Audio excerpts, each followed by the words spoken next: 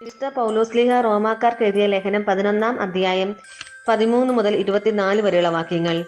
വിജാതരായ നിങ്ങളോട് ഞാൻ പറയുകയാണ്, വിജാതരുടെ അപ്പസ്തോലൻ എന്ന നിലയ്ക്ക് എന്റെ ശുശ്രൂഷയെ ഞാൻ പ്രശംസിക്കുന്നു. അതുവഴി എന്റെ കൂട്ടരായ യഹൂദരെ അസൂയാകുലരാക്കാനും അങ്ങനെ അവരിൽ കുറെ പേരെ എങ്കിലും രക്ഷിക്കാനും എനിക്ക് ഇടയാകുമല്ലോ. എന്തുകൊണ്ടെന്നാൽ അവരുടെ തിരസ്കാരം ലോകത്തിന്റെ അനുരഞ്ജനമായെങ്കിൽ അവരുടെ സ്വീകാരം മൃതരിൽ നിന്നുള്ള ജീവനല്ലാതെ മറ്റെന്തായിരിക്കും? ധാന്യമാവിൽ നിന്ന് ആദ്യഫലമായി സമർപ്പിക്കപ്പെട്ടത് പരിശുദ്ധമെങ്കിൽ അത് മുഴുവൻ പരിശുദ്ധമാണ്. വേര് പരിശുദ്ധമെങ്കിൽ ശാഖകളും അങ്ങനെ തന്നെ. ഒലിവുമരത്തിന്റെ ശാഖകളിൽ ചിലത് മുറിച്ചു കളഞ്ഞിട്ട് കാട്ടൊലിവിന്റെ മുളയായ നിന്നെ അവിടെ ഒട്ടിക്കുകയും വേരിൽ നിന്ന് വരുന്ന ജീവരസം നീ പങ്കുപറ്റുകയും ചെയ്യുന്നെങ്കിൽ നീ ആ ശാഖകളെക്കാൾ വലിയവനാണ് എന്ന് അഭിമാനിക്കരുത്. അഭിമാനിക്കുന്നെങ്കിൽ നീ വേരിനെ താങ്ങുകയല്ല, വേര് നിന്നെ താങ്ങുകയാണ് എന്ന് ഓർത്തുകൊള്ളുക. എന്നെ ഒട്ടിച്ചേർക്കേണ്ടതിനാണ് ശാഖകൾ മുറിക്കപ്പെട്ടത് എന്ന് നീ പറഞ്ഞേക്കാം. അത് ശരി തന്നെ. അവരുടെ അവിശ്വാസ നിമിത്തം അവർ വിച്ഛേദിക്കപ്പെട്ടു. എന്നാൽ നീ വിശ്വാസം വഴി ഉറച്ചു നിൽക്കുന്നു. ആകയാൽ അഹങ്കാരം വെടിഞ്ഞ് ഭയത്തോടെ വർത്തിക്കുക. എന്തെന്നാൽ സ്വാഭാവിക ശാഖകളോട് ദൈവം ദാക്ഷിണ്യം കാണിക്കാത്ത നിലയ്ക്ക് നിന്നോടും കാണിക്കുകയില്ല.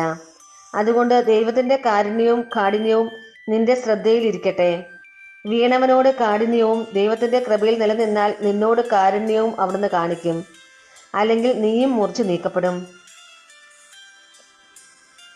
തങ്ങളുടെ അവിശ്വാസത്തിൽ തുടരാത്ത പക്ഷം അവരും ഒട്ടിച്ചേർക്കപ്പെടും. അവരെ വീണ്ടും ഒട്ടിച്ചേർക്കാൻ ദൈവത്തിന് കഴിയും. വനത്തിലെ ഒലിവുമരത്തിൽ നിന്ന് നീ മുറിച്ചെടുക്കപ്പെട്ടു. കൃഷിസ്ഥലത്ത് നല്ല ഒലിവിന്മേൽ പ്രകൃതി സഹജമല്ലാത്ത വിധം ഒട്ടിക്കപ്പെടുകയും ചെയ്തു.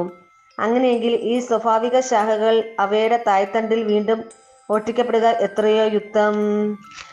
നമ്മുടെ കർത്താവായ മിശിഹായ്ക്ക് സ്തുതി. വിശുദ്ധ മത്തായി അറിയിച്ച സുവിശേഷം 21-ാം അധ്യായം 1 മുതൽ 17 വരെയുള്ള വാക്യങ്ങൾ. അവർ ജെറുസലേമിനെ സമീപിക്കവേ ഒലിവ് മലയ്ക്കരികെയുള്ള ബത്ഫഗയിലെത്തി. അപ്പോൾ യേശു തന്റെ 2 ശിഷ്യന്മാരെ ഇപ്രകാരം നിർദ്ദേശിച്ചയച്ചു: എതിരെ കാണുന്ന ഗ്രാമത്തിലേക്ക് പോകുവിൻ. അവിടെ ഒരു കഴുതയെയും അടുത്ത് അതിന്റെ കുട്ടിയെയും കെട്ടിയിരിക്കുന്നത് ഉടനെ നിങ്ങൾ കാണും. അവയെ അഴിച്ച് എന്റെ അടുക്കൽ കൊണ്ടുവരിക. ആരെങ്കിലും നിങ്ങളോട് എന്തെങ്കിലും ചോദിച്ചാൽ കർത്താവിന് അവയെക്കൊണ്ട് ആവശ്യമുണ്ടെന്ന് പറയുക. അവൻ ഉടനെ തന്നെ അവയെ വിട്ടുതരും. പ്രവാചകൻ വഴി പറയപ്പെട്ട വചനം പൂർത്തിയാകാനാണ് ഇത് സംഭവിച്ചത്. സിയോൻ പുത്രിയോട് പറയുക, ഇതാ നിന്റെ രാജാവ് വിനയാന്വിതനായി കഴുതയുടെയും കഴുതക്കുട്ടിയുടെയും പുറത്ത് നിന്റെ അടുത്തേക്ക് വരുന്നു. ശിഷ്യന്മാർ പോയി യേശു കൽപ്പിച്ചതുപോലെ ചെയ്തു. അവർ കഴുതയും കഴുതക്കുട്ടിയും കൊണ്ട് വന്ന് അവയുടെ മേൽ വസ്ത്രങ്ങൾ വിരിച്ചു. അവൻ കയറിയിരുന്നു. ജനക്കൂട്ടത്തിൽ വളരെ പേർ വഴിയിൽ തങ്ങളുടെ വസ്ത്രങ്ങൾ വിരിച്ചു. മറ്റു ചിലരാകട്ടെ വൃക്ഷങ്ങളിൽ നിന്ന് ചില്ലകൾ മുറിച്ച് വഴിയിൽ നിരത്തി. യേശുവിന് മുമ്പിലും പിമ്പിലും നടന്നിരുന്ന ജനങ്ങൾ ആർത്തു വിളിച്ചു, ദാവീദിന്റെ പുത്രനു ഹോസാന! കർത്താവിന്റെ നാമത്തിൽ വരുന്നവൻ അനുഗ്രഹീതൻ! ഉന്നതങ്ങളിൽ ഹോസാന! അവൻ ജെറുസലേമിൽ പ്രവേശിച്ചപ്പോൾ നഗരം മുഴുവൻ ഇളകിവശായി, ആരാണിവൻ എന്ന് ചോദിച്ചു.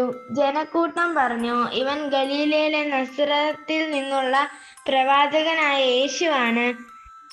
യേശു ദേവാലയത്തിൽ പ്രവേശിച്ച് അവിടെ ക്രയവിക്രയം ചെയ്തുകൊണ്ടിരുന്നവരെ എല്ലാം പുറത്താക്കി.